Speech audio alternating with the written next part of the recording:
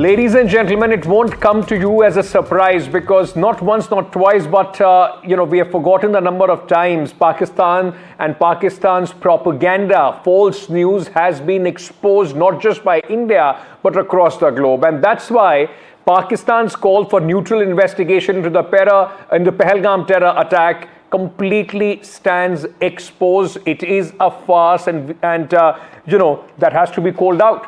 Now, there have been some historical patterns, and why we are talking about this, because remember, just in the response to what happened in Pahalgam, first Pakistan said that India is jumping the gun by accusing it. Number two, then Pakistan called for a neutral investigation, a very tried and tested formula that Pakistan has used ever since it started, sheltering, aiding, abetting, training, terrorists who indulge in anti-India activities. And then there was this false, farce, complete farcical ISPR press conference in the middle of the night to try and show the world that, it's a tit-for-tat game which India is playing with Pakistan. But let me put some facts out for you. Historical pattern of state-sponsored terrorism by Pakistan. This is not new. From 1947, Pakistan has actively used terrorism and irregular warfare as its major tool of state policy against India. Bleeding by 1,000 cuts is what Pakistan has always been hoping and trying to do against India. This all started with the invasion of Jammu and Kashmir by Pakistani-backed tribal militias. In 1965, remember, Pakistan repeated the tactic, sending soldiers disguised as locals into Kashmir under Operation Gibraltar. It failed, and to spark any uprising, resulting in a war that Pakistan could not win. And then, of course, the wounds of 1971, where Pakistan was torn into two after its atrocities, the Pakistani army atrocities in Bangladesh. In 1999, once again, Pakistan betrayed the country with the Kargil war. Pakistani regulars and terrorists infiltrated, tried to occupy high positions in India, and Pakistan initially completely denied its involvement until irrefutable evidence had emerged. And once again, the same is being, in fact, done by Pakistan. We've been speaking about how that ISPR press conference was a complete farce. Should once again, and this is not the first time, it's been one after another, many times that we have exposed the lies of Pakistan. Is the time for discussion or even giving that elbow room to Pakistan over? I'm being joined at this moment by Major General Sanjay Messin, former Indian Army and strategic analyst. He served in Jammu and Kashmir on the Pakistan and China border. We also have Major General Yash Moore, defense analyst, who is with us at this moment. Major General Sudhakar G, VSM, retired strategy and security expert, former Indian Army General, also with us on the broadcast. But let me start with you, Major General Messin. This whole propaganda and how Pakistan utilizes. I mean, one thing we have to give Pakistanis, if there is one, possibly the only area where Indian establishment is one step behind them, is the falsehood and the propaganda that Pakistan creates, the smokescreen that they always try to create.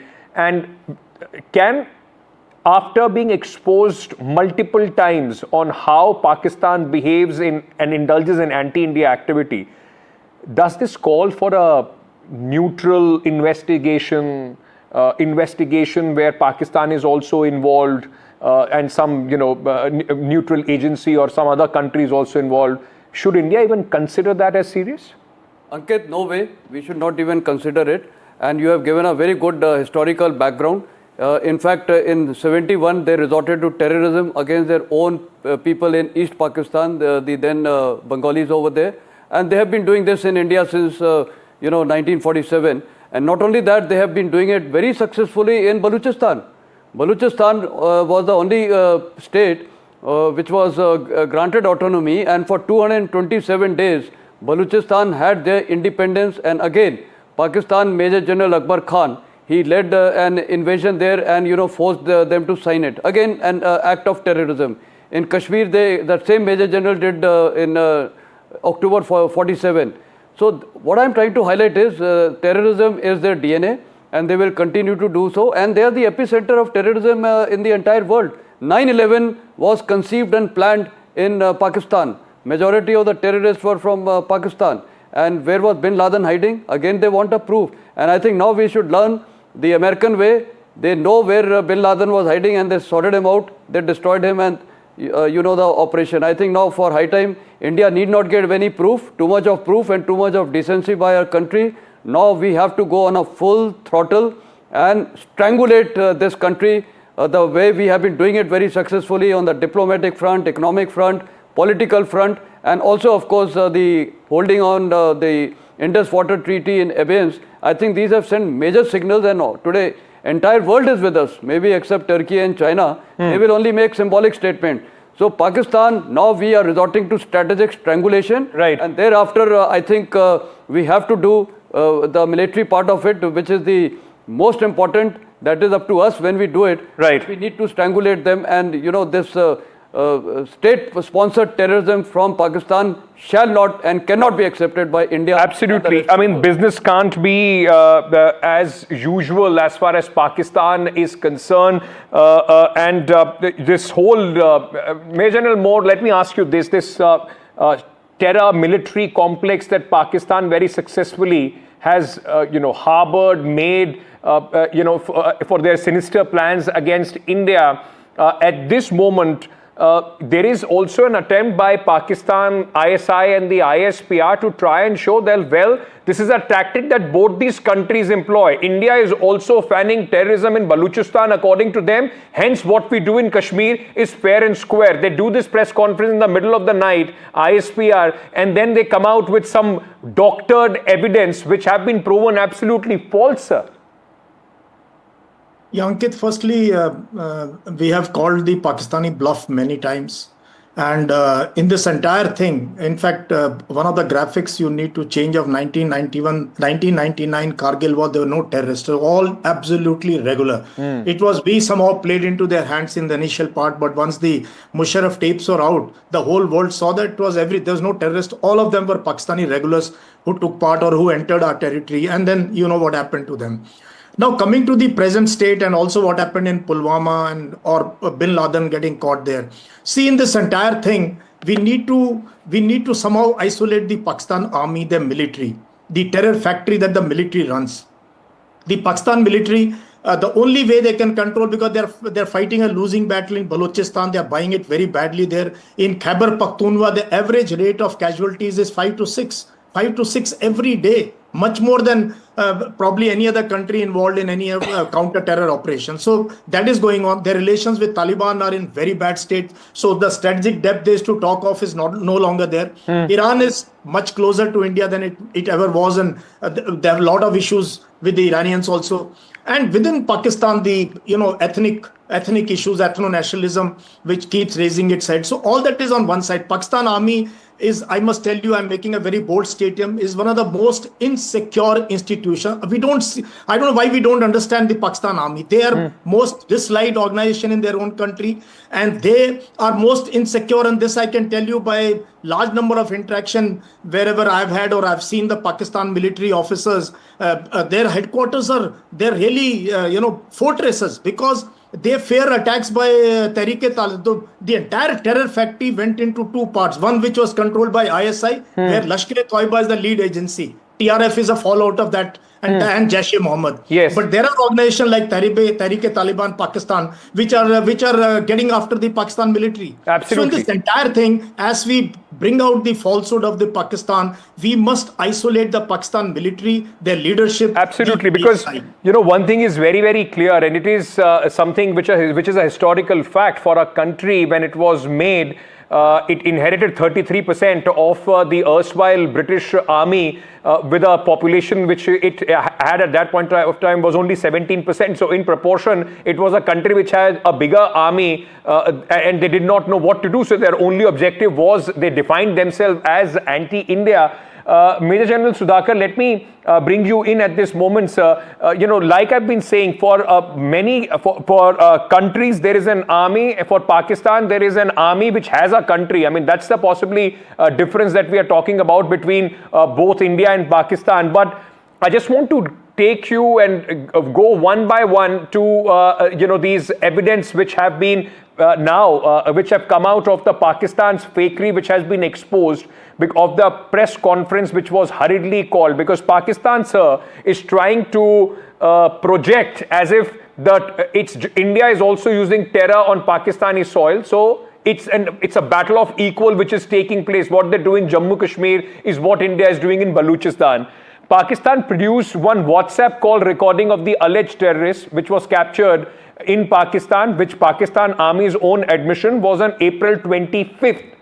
Now, the WhatsApp call recordings, which have been produced by the ISPR, have been found to be of 1 year ago, sir. A full year before the Pakistani army claimed that this terrorist was captured in 2025. Does that mean that the ISI itself allowed these attacks despite knowing? Isn't this a very solid evidence of how Pakistan is only using propaganda as a tool, sir? Absolutely, Ankit. Good evening. Thank you for getting me to your show. I am far away from the mainland of India. I'm in Greece, and compliments to your coordinators to catch me in a far off island territory of Greece. But whatever one is learning from open media source, it's only an understatement. Let's understand the very genesis of Pakistan. I always call it in different channels as a genetic disorder. We need to take our mind back as to how Pakistan took birth and how it has gone through its journey of its progress. And the journey has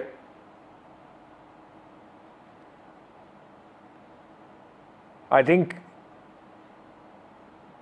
Greece at this moment is not allowing us to, get an absolutely no problem line with you. We'll try and fix that and come back to you. But Mr. General, okay, I've just been told that General Sudhakar is back. So go ahead. Am I audible? Can I go ahead, please? Yes, please go ahead, sir. Okay, Ankit, if I'm audible, all I'm saying is that Pakistan's game of propaganda is only a mainstay which it has been exercising right since its birth, to which I always have been addressing as a genetic disorder. And the genetic disorder has actually got blunted so badly because of repeated lies that its credibility is no longer being accepted anywhere in the world. I'm here in the western part of the world, somewhere in the Greece, for an important task. And in that task lies the center of the fact remains that the Pakistan, whether it should continue as a nation state or not, it has got into, this is the state which has got 25th bailout from IMF of almost $7 billion. It's into an economic crisis. Its debt is running into almost about $185 billion. Its debt servicing is so high that the sovereign debt is a very serious default. Yes. It may experience the same very soon. The whole idea of creation of Pakistan was based on the concept of creating a buffer state where the enemy used to be Soviet Union. Now the Soviet Union exist, and that very concept of having a buffer state, Pakistan, between the Soviet Union and Indian borders is no longer holds good. Okay. So that there is a high degree and high element of I won't say conspiracy, right, but tacit support to the existence of Pakistan. Right. This bailout is a clear indication. Besides that, the nuclear assets which it has got, it takes my mind back to a book written by Daniel Marquet, an American author, No Exit from Pakistan, wherein he highlights that no matter how tormenting the relationship between Pakistan and America may be, The USA at no point in time will ever depart or leave Pakistan alone. USA will what you're saying, the crux of it is that India will have to, we can't wait or we can't expect anybody else to do our job for us. We will have to stand up and do the job for ourselves without, in fact, hoping or thinking that, the world should rally behind us, because the fact remains, and let me get you in, General Messin, on this. When Pakistan does a Pahalgam or when Pakistan comes into Kargil, Pakistan doesn't care. India is also a nuclear power. Pakistan doesn't care about the repercussions, the same repercussions which the world is now telling us that we should also be careful about, because Pakistan is a nuclear country. We have to call Pakistan bluff on our own. We can't wait for the world to, in fact, go around and possibly hope that the tension diffuses and then everything goes back to normal, and in few years we see another Pahalgam. Ankit, very true. Firstly, we have to fight our own battle. There is no denying, that's a fact. We have to do that. Number two is, for fighting this, we have to shape the environment, which is being done very successfully by the government of India, the diplomatic and everything. All the world leaders stand with us. And since Pakistan is the epicenter of terrorism, I think now is the time, as it is the Prime Minister of India has given a very, very clear-cut directive and clearance. So the armed forces, now everything is in our hands. When we do, what we do, how we do at time of own choosing, because Pakistan's bluff has to be sorted out once and for all. And we as a nation have been very decent. We have been tolerating their nonsense in last 40 years in terms of so many terrorist attacks on our home soil. Everywhere, whether it is Kashmir, whether it is Mumbai, Hyderabad, Delhi, anywhere you talk, they have been using terrorists. Right. So now we shall and cannot accept this nonsense of Pakistan. We have to sort them out once and for all. This DNA of theirs has to be reversed. The genetic engineering has to be reversed. Okay. And the best way is the people of Pakistan are the assets who are going to be against their armed forces. We have seen a trailer where the corps commander's house was burnt, the military and air bases were destroyed. So what I'm trying to say is, Pakistan people, the Awam, the armed Janta of Pakistan, now they are going to be against their armed forces. And when I was in Afghanistan, I recollect, when I used to come across some Pakistanis and Afghans who were there in Pakistan, students, they used to say the Pakistani young generation regrets partition, and they know where India has gone today and where Pakistan has gone into a gadda, into a ditch. Sir, I'm sorry, I'm completely out of time. I'll have to wrap it up here. But the fact remains, and as the gentleman on the broadcast said, enough is enough. For India, we can't wait for another Pahalgam. We can't have business as usual where Pakistan does something every few years and then there is some sort of retaliation. It has to have a permanent, solution. What that permanent solution is, the entire country is backing the government, but it's time to act, and we are waiting for that action to take place. Thank you so much, gentlemen, for joining me at this moment. With that, we're slipping into a short break. We're coming back. Stay tuned.